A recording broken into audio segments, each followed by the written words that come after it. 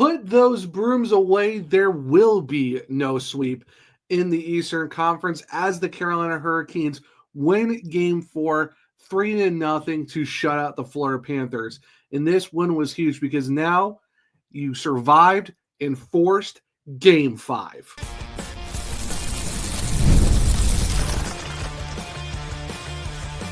You're Locked On Hurricanes, your daily podcast on the Carolina Hurricanes. Part of the Locked On Podcast Network, your team every day.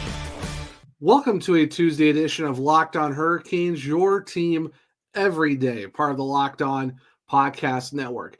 Thank you to the Everydayer for making this your first listen of the day. 5 days a week, Monday through Friday, talking everything about your Carolina Hurricanes. I'm your host, Zach Martin. I'm the credentialed Carolina Hurricanes beat writer over at the High Criers, also the co-host of the Surgecast, which is a weekly Carolina Hurricanes podcast, along with all my duties here at Locked On Hurricanes. Got a terrific Tuesday edition of the podcast as we get to go over the Hurricanes Game 4 3-0 shutout win against the Florida Panthers to survive and to force Game 5, which will be on Wednesday night at the Lenovo Center. Frederik Andersen with an absolute game, a 20-save shutout for his fifth ever career playoff shutout, which led the way to the win. How about the rookies? Logan, Stankoven, and Alexander Nikishin just leading the way, having a stellar game to break the deadlock to make it 1-0, which led into the win for the Canes. And then, of course, we're going to finish off talking about Jaccob Slavin. My goodness, what a defensive clinic the guy did. That's why the second C stands for clutch, with some key clutch defensive plays. 28 minutes of ice time with a +3. You'll love to see it for him. So we're going to talk about all that and more on this Tuesday edition of the show. And you know what? Let's just kick it off talking about Frederik Andersen. My goodness. How about the Great Dane himself? Like I said, his fifth career playoff shutout could not come at a better time for the Canes when they needed it most.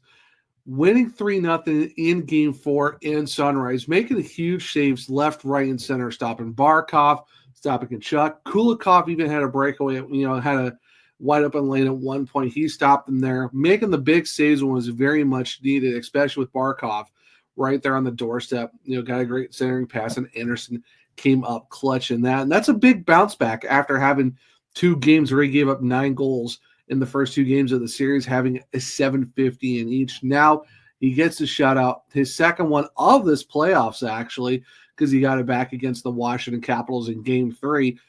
And it's a performance you really need, and you love to see it from him because it was very, very clutch at the right moment when they definitely need it. And even Rod Brind'Amour said after the game about just how great Freddie was, is the fact that, he was just, standing tall. Always looks confident. He always does. He's always in control. There were some real tough shots that looked easy tonight. That's when he's kind of on. And he was. Frederik Andersen was absolutely on in this game, making the big saves when they needed.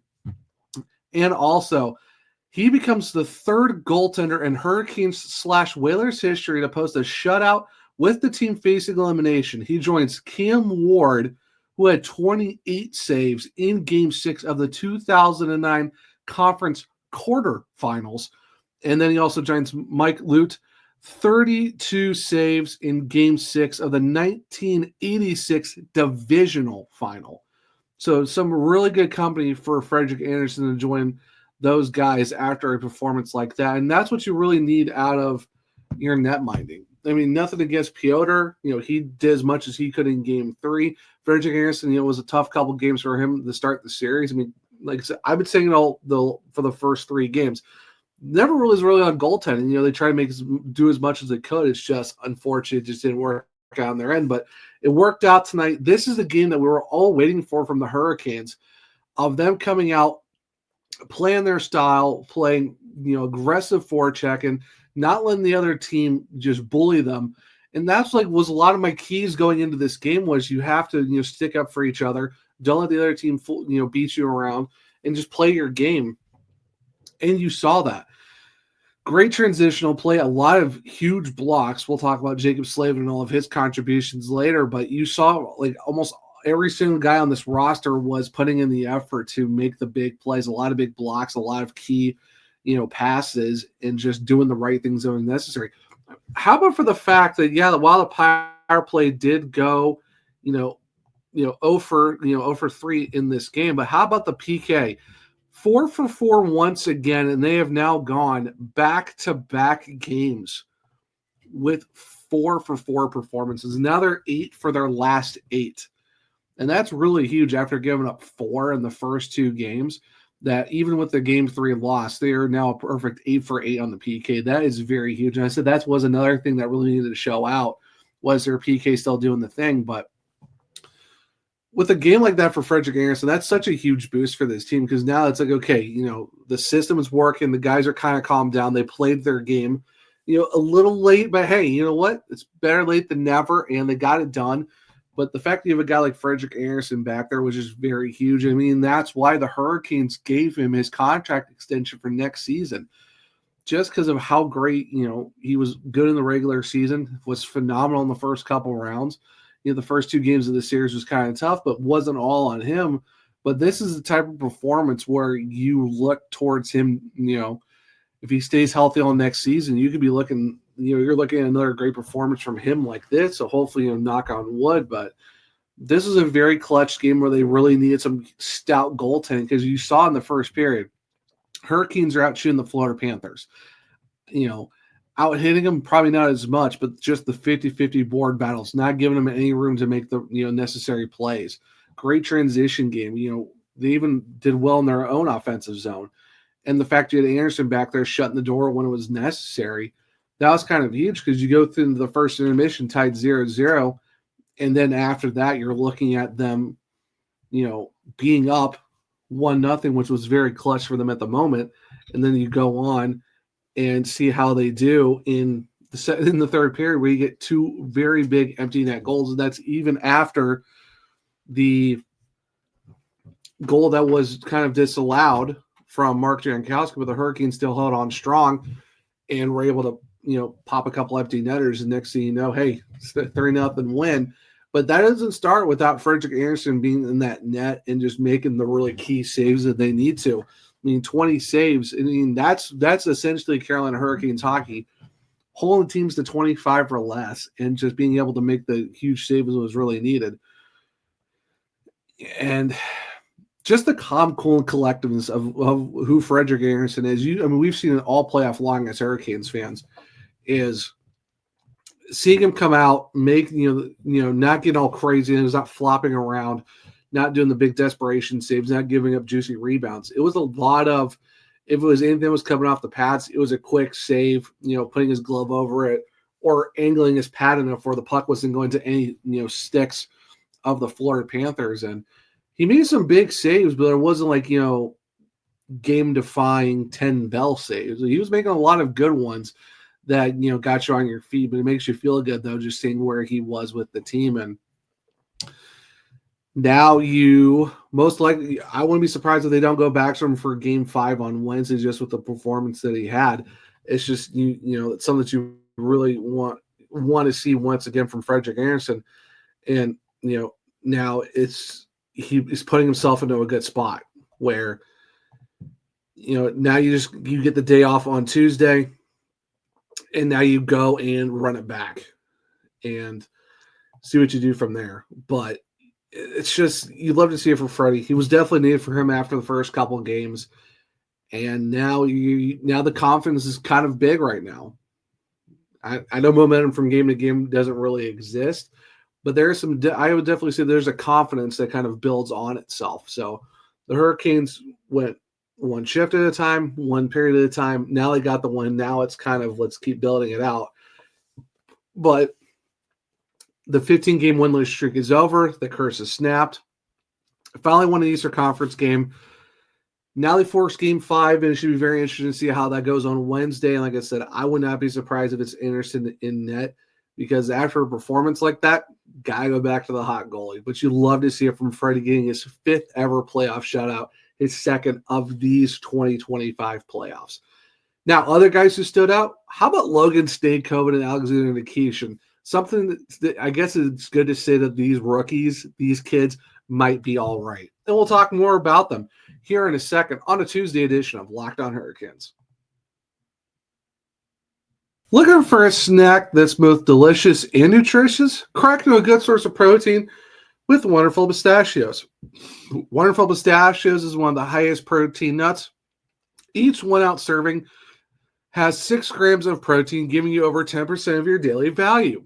Plus, they're packed with fiber and better-for-you unsaturated fats to help you keep you feeling fuller longer. No shell Wonderful Pistachios is for that grab-and-go ease. The satisfying crack of opening each shell even, it's like a snack meditation if you do like the ones with the shells. Get snacking and get cracking with a snack that packs a protein punch. Visit wonderfulpistachios.com to learn more. Welcome back to segment 2 of Locked On Hurricanes, your team every day. And let's talk about some rookies. More importantly, how about Logan, Stankoven, and Alexander Nikishin? What an absolute game by these guys. Of course, the first goal of the game went to Logan Stankoven, who actually played 15 minutes and 48 seconds in this one, finished with a +2, had 2 shots, even threw a hit and had a block. Just a great goal from him, an absolute snipe. Top corner over the shoulder of Sergei Bobrovsky. And I've been saying it all series, Hurricanes, don't shoot it at the pads, don't shoot it at the chest, shoot it high. You can beat them up top, and that's what Logan Stankoven did, an absolute snipe of a shot. Great goal. Got the Hurricanes their first lead of the entire series, which kind of makes sense when you look at the score, but it's still kind of crazy to think that not even at one point in the first 3 games they had a lead, but this was their first one, and it was big from Logan Stankoven. So, and the fact that the Hurricanes have him all next year in his last year of his ELC before he gets, what his next contract's going to be, very, very huge. That's why the Hurricanes went and traded for him. But then how about Alexander Nikishin, 18 minutes and 53 seconds in this game. Not bad for your second ever playoff game. Sorry, third ever playoff game. And for the fact it was 18 minutes and 53 seconds on ice, like I said, 27 shifts. That was 2 less than Slavin and 3 less than from Orlov and Burns. But how about the fact that he also had a block and 5 hits in this game? And the fact that he had Barkov and Tkachuk trying to go throw hits on him, and they both couldn't do anything against him. I mean, that's what happens when you got a big boy right there on your blue line. But what a game for the 23-year-old Russian. Coming in, does a beautiful pass to Logan Stankoven for that goal, and that's kind of what sets him up to spring him just on a nice backhand pass right to him. And overall, just a great game, great defensive plays. He just looked comfortable. Like every game that he's been playing in, it seems like he gets better and better. And you heard it a lot throughout the broadcast from TNT, and the fact that it was they really enjoyed, him just keep getting continuously better and better as it went. And it goes to show that, man, just give him some time. And that's why he's a gamer. That's why the Hurricanes held on to him for so long and really wanted to sign him after his career was over in the KHL. Just his way of being a tall guy, but his skating ability is really good, plays phenomenal defense, really good on the power play as well. Of course, we haven't seen it yet. But give him a full offseason with the Hurricanes and give him a training camp next year. I would not be surprised if you see him on the PK and the power play next year for the Canes. But right now, just that Game 4 performance, like I said, a lot of reverse hits, didn't let, Tkachuk and those guys kind of, get in his head. He kind of just shrugged them off and, wasn't afraid to give him a little something back because he's played a lot of guys in Russia that are just as feisty, and he's used to it. He's used to guys trying to get under his skin, but that goes to show when you're 21, 22, 23 playing in the KHL, which is like the second best pro league in the world, that nothing's going to phase this guy. I mean, that's why he was the captain of SCA for a reason, and just a great game by him. You just got to be excited what the future holds for him, and the fact that it was his first NHL playoff point coming in his 3rd game, very huge for him. Just a great performance. The fact that the wages he made that pass to Stankoven was absolutely phenomenal as well. But going back to Stankoven too, how about for the fact of just, what a performance by him. And, looking at the fact that he is the third rookie in team history to score a goal in an elimination game, joining Warren Foegele and Joseph Vasicek. And on top of that too, how about Logan Stankoven in Canes Whalers history? He's the third rookie to score 5 goals in one playoff postseason. He joins Eric Cole, who had 6 back in 2002, and of course Warren Foegele again, who had 5 in 2019. And this is an even crazier stat. Every rookie with more playoff goals than Logan Stankoven in the Cap era, this is a pretty short list and a lot of great names that Stankoven's joining. Jake Gensel, Brad Marchand, Logan Couture, Chris Kreider, Tyler Toffoli, and Dennis Gurianov. Though that's it. Those are the only 6 guys who had more goals as a rookie than Logan Stankoven. Stankoven is 7th behind those guys. Talk about a phenomenal performance by him. And one more quick thing on Alexander Nikishin. He becomes the 6th defenseman since 1968 to record his first career AHL point in a game where his team faced elimination. Talk about some milestones. Talk about some great group of guys that they're joining, especially Logan Stankoven, for the fact that he's gotten goals in the Western Conference and in the Eastern Conference as a rookie, which is absolutely insane to think about. But the fact too, he joins, Vasicek and Vogel to score goals in elimination games as a rookie. And for the fact that he's only behind Foegele and Cole, where he tied Foegele and is behind Cole in goals for rookies in one playoff postseason. That's some really good company, especially when you're talking about, the late Joseph Vasicek and, of course, Warren Foegele. He had a lot of good performances for the Canes, of course, kind of unfortunately was part of the bad era Hurricanes teams, and then, of course, Eric Cole. I mean, Eric Cole is beloved by Canes fans. So not bad for Logan Stankoven, is really putting himself out there as he's already been a fan favorite, but just the way he's been playing in this postseason, yeah, it's good to say the Hurricanes did a pretty good job of bringing him in for the Mikko Rantanen trade, getting 4 draft picks out of that as well. And that they're going to really want to give him a nice big payday on his next contract once his ELC is done, or at least give him the extension when it's time to do that. But just the poise these two guys have, just being able to come in and do the job. And that's especially too with the Hurricanes, haven't been playing 5 defensemen for pretty much the back half of that game 4, because Scott Morrow only had like 2 shifts pretty much from the second half of the second period on. He only had 2 shifts, and Nikishin had at least 10 shifts in that time span. So, it goes to show that Rod Brind'Amour really relied on the rookie to put himself in a good spot. And nothing against Scott Morrow, but where Nikishin and the rest of the defensemen were just being absolutely, on fire. Got to do what you got to do, but just an overall great game by Nikishin, just coming in, third game, and you're in a pressure cooker because it's do or die. It's win or be eliminated. And he comes down and has a performance like that where he gets a primary assist for his first point and, has a couple shots, gets 5 hits in the game. Like, that is some phenomenal work by him. He was actually tied with Seth Jarvis with 5 hits in this game. So you're talking 5'11", 5'10", 5'11", Seth Jarvis, and 6'4", Alexander Nikishin leading the way in the hits. But just the way his performance was, of just his size, his physicality, his shooting, his defense, just absolutely amazing stuff. And like I said, what a way to get your first point, was essentially the game-winning goal that Logan Stankoven had. And Logan Stankoven just had a great playoff. Like, it proves why the Hurricanes went to go get this guy, and the fact that he's 22. Yeah.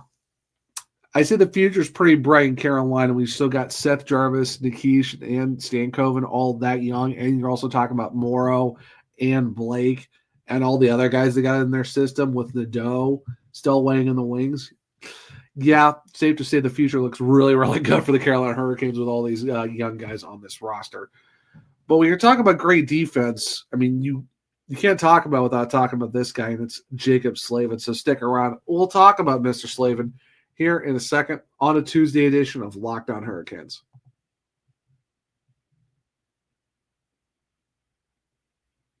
Welcome back to segment 3 of Locked On Hurricanes, your team every day. We got to talk about Jaccob Slavin, man. What an absolute performance he puts in on the national stage. And you heard a lot of praise being given to him by Jackie Redmond, Eddie Olczyk, Kenny Albert, even the guys back in Atlanta for the TNT crew. Just loved how Jaccob Slavin played this game. And my goodness, what a performance. 28 minutes exactly of time on ice. Like, my goodness. Talk about logging some ice time. 29 shifts, which is crazy. I think he had a one less shift compared to Orlov and Burns, but he played 28 minutes in this game. One shot, 4 blocks, and 4 of those blocks are very huge. There was a couple chances where the Panthers could have had like an empty, a wide open lane to shoot, and Slavin turned around and stuck his foot out, made some big saves. Even had 2 hits in this game as well. But how for the fact that he was the only +3 in this game. There was a couple +2s, some +1s. There were some evens, but Jaccob Slavin was the only +3 in this game. Didn't get a point, but I mean, as Rod Burnmore says, as long as you're doing your job, that doesn't really matter as much, especially for a guy like Slavin, who's more of a defensive defenseman, and he showcased that. That's why he is the best defensive defenseman in the NHL. When you're making 4 big blocks, throwing a couple hits when you need to, and you finish with a +3 and logging the most minutes out of everyone on the team. 20 minutes. You usually don't see Jaccob Slavin that high, but the way he did it was an absolute performance. And you look at even if you look at the Panthers, no guy touched 24 minutes. Aaron Ekblad was 23-27, and Forsling was 22-49. No other guy touched 24. And Jaccob Slavin hit 28 by himself. Brent Burns even was 24-45, and he had 30 shifts. And those two played great together in this game, which is huge because, Brent Burns was making a lot of good opportunities on the offensive side. But just for the fact that you see Jaccob Slavin logging the most minutes out of both teams, finishing with a +3, he was on the ice for pretty much every single Canes goal. And that's including 2 empty netters that you got from Sebastian Aho and Jordan Staal. Like, that's just great. You love to see it, and that's what you want out of the best defenseman in the NHL, is be able to shut the team down and put your guys in a good spot to put up points. Burns got a point. Nikishin got a point. Svechnikov and Jarvis both got assists on this Aho goal. Stankoven, of course, got the goal as well. Jordan Staal got a point on his. But that doesn't start without the great, net minding of Frederik Andersen. But of course, it really doesn't help. It doesn't start without Jaccob Slavin on the back end. And just showing once again, like we all saw what he did at 4 Nations. He's finally getting his flowers of what he can do. And he showed it again in this game. It's an elimination game, back against the wall, do or die time. He goes out there and logs pretty much the longest, outside of like a long overtimes. This is probably this is probably the first 60-minute game in a long time that Slavin got anywhere near this amount. Usually it's like 22, 23 minutes, not 28. And the fact that he went out there and made it look so simple too, it's crazy to think that you look at where trophies are now. Wasn't a finalist for the Lady Byng, which is crazy to think after having his back-to-back 8 penalty minutes or less season. I don't know how he's not up for that. And then you look at the Norris, and you hear from a lot of different people now, it's become a points trophy for defensemen, when it's supposed to talk about defense as in playing actual defense, not just being a guy who can score goals. And once again, he's not there. And there's a lot of discussions like, maybe we just need to make a defensive defenseman trophy. Because if they do, I know one guy who would probably win it consistently, because you see Bergeron, he won the Selke so many times. If they ever decide to do a defenseman trophy for guys who actually play defense, not just get up points, Slavin would probably win it almost every single season just because of how good he was. And this is the game where it showed once again on the national stage in an elimination game. Like I said, you win and you survive. If you lose, you go home. And he logs in that performance. It goes to show that there's no quit in this team. And I posted earlier today on when I posted on Monday on social media, I said, this is the mood for the Hurricanes. Whatever it takes. You're going back to the 2006 playoffs where their motto was whatever it takes. And I said, this is what the mood needs to be tonight for the Hurricanes. Whatever it takes in game 4 to force this into game 5. And the Hurricanes exactly did that. They did whatever it takes. They did whatever it took to get the win. And that leads to Frederik Andersen having a 20-save shutout. You have Jaccob Slavin putting in a 28-minute performance with a +3, 4 block shots, a lot of key, plays where he puts his stick on the ice, breaks up a lot of, passes, and, throwing hits when necessary, and just putting in a defensive performance for the ages. And which really helps the team have getting more offensive chances against the Panthers.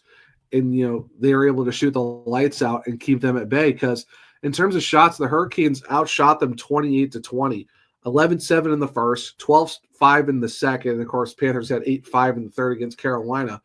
But the Hurricanes had 15 block shots, and Slavin alone had 4. That's pretty huge when you talk about having 4 blocks in the game. And there's a lot of guys with 1s and a couple 2s from the normal cast of characters, Jarvis and Stahl and all that. But for the fact that Slavin went out there, got 4 of them, and the defense was stout. Didn't really give Florida very many chances to get, high dangers. Yeah, they had some shots. There were some that were very close in, but they were able to box them out when they needed to. Push them out to the perimeter. Really didn't let them drive to the net a whole lot. Broke up a lot of plays that, could have resulted in 2-on-1s.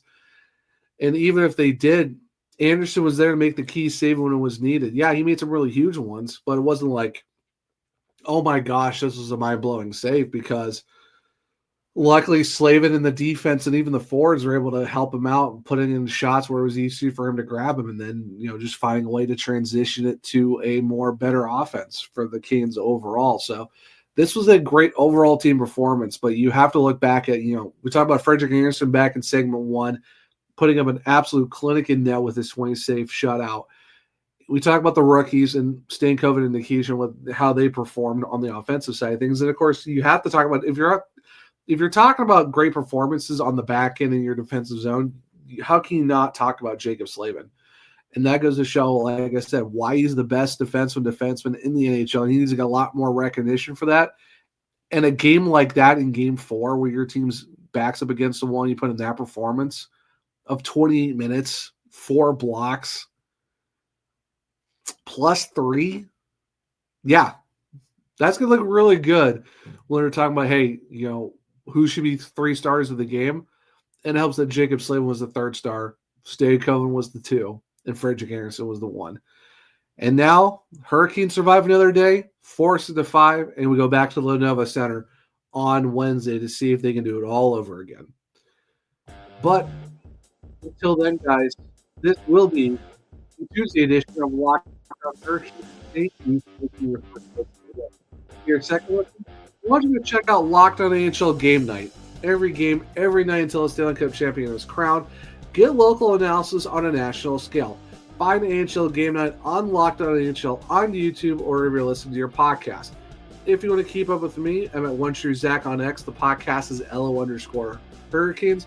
I'm also on Blue Sky, the Zachary Martin, where you can check out all of my link trees, where you can check out my written content over at thehockeyWriters.com talking about your Hurricanes. If you want to check out my other podcasts, well, it's the Search Cast on all podcast platforms and on YouTube. For Locked On Hurricanes, well, you can find us on Spotify, Google, Apple, iHeartRadio, wherever you listen to your podcast. Make sure to follow, subscribe, leave a 5-star rating or review, because I might just read it on the show. For YouTube, well, it's Locked On Hurricanes. Subscribe. Hit the bell notification so you don't miss the show. Hit the thumbs up to let me know if you like the show as well. Share with other Caniacs to become everydayers just like you. But hope everyone enjoyed this Tuesday edition of Locked On Hurricanes. Enjoy your Tuesday. Enjoy that your Carolina Hurricanes have now snapped their 15-game winless streak and have now won an Eastern Conference Final game, and they have now survived to force Game 5 on Wednesday night. But until next time, as always, let's go Canes.